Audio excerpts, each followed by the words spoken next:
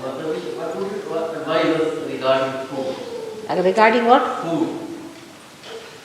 What kind of food should we take? In SahajaYoga, we do not pay much attention to food. Only thing I feel that so much attention has been paid to food is not a correct attitude. See, the spirit doesn't eat at all. It's a detached thing. Atma is beyond.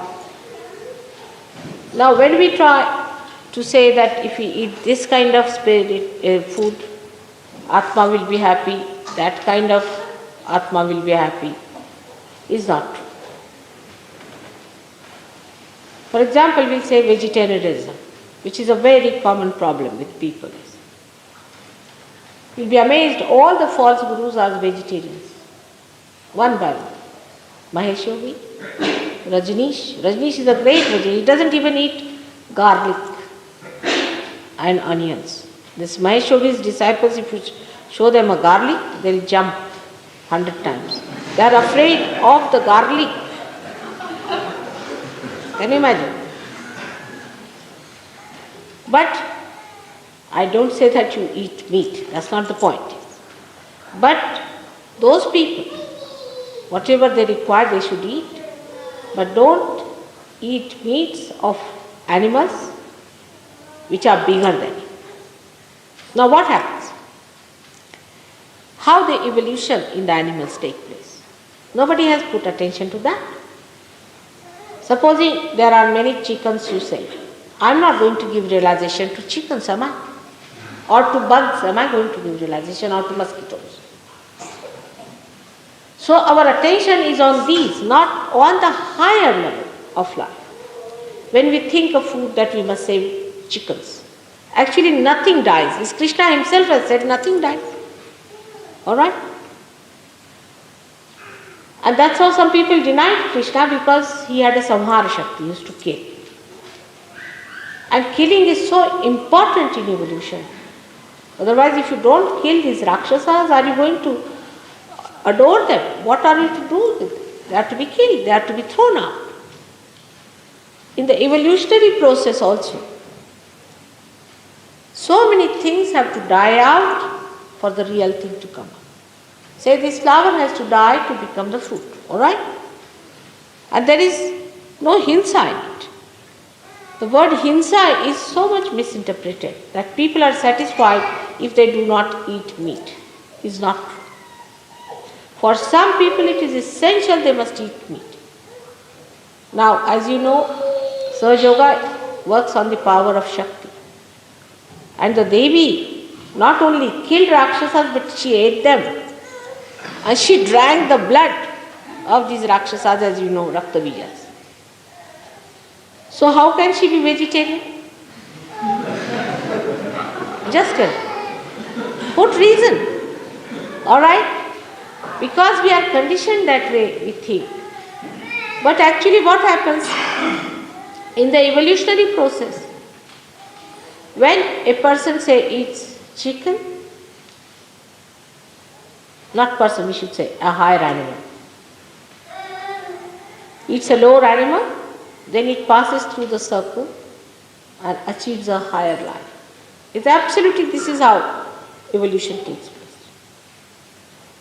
Of course, we can give realization to human beings, so we need not worry about that. That's a different point.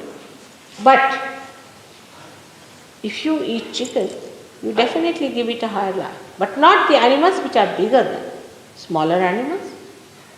If you eat, it's not going to be harmed by that, no doubt. But you may be harmed.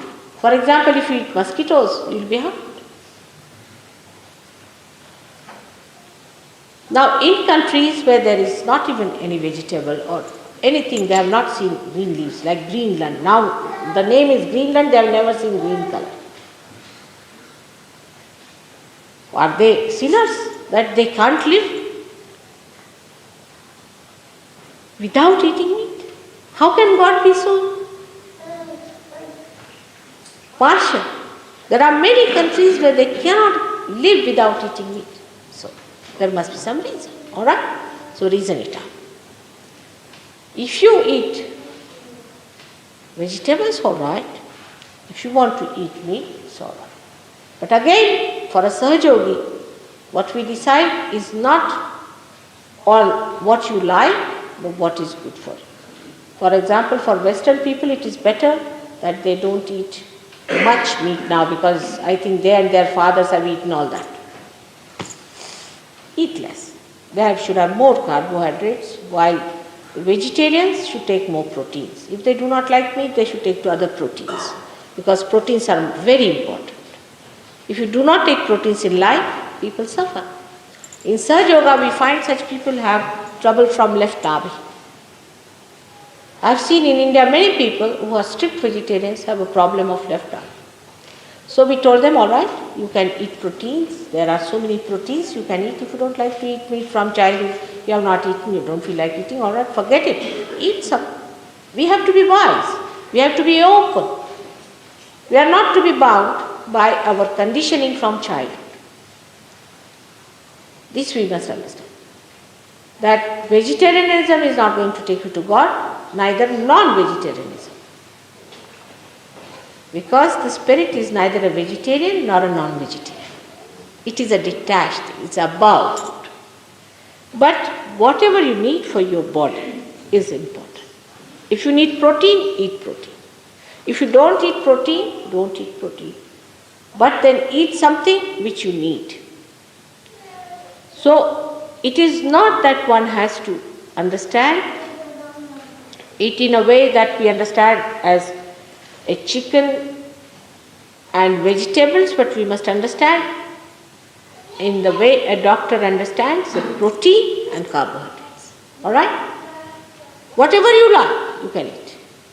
There's no, in Sahaja-yoga, there's no such a compulsion.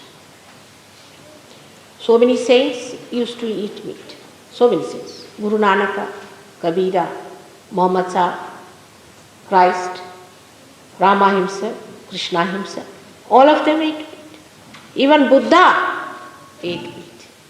The proof is that at the end of his life, he went to one of his disciples, who was a hunter. And he told him, I'm very hungry, give me something to eat. So he said, sir, I have nothing else but a wild boar which I have killed very recently and it is not yet fully cooked. So he said, all right, doesn't matter, I'll have it. And he ate it and he died because of that half-cooked wild boar. And he died with that. So now Buddhists think that we should not eat meat. It's not so. Because he ate something that was half-cooked. That means he did eat, isn't it? Even Jains know that it's only Neminath who got a kind of a feeling against meat eating. That was Neminath was at the time of his contemporary of Sri Krishna. When his marriage was celebrated, he found many birds were killed and he felt terrible about it. And he didn't want to eat any meat. It was all right. It's all right. If you don't feel like, don't eat. But then a cult started. But that means till Neminath, means Jainis are ancient people. Till Neminath, they were eating meat. Is a fact. So, to get attached to some idea is not the way you are doing it. If you don't want to eat, just don't eat. And if somebody has to eat it because of health purposes or because of the need, there's nothing wrong. Everybody has a different need. Every individual has a different need. If I personally take just vegetarian food, I won't exist, I can tell you.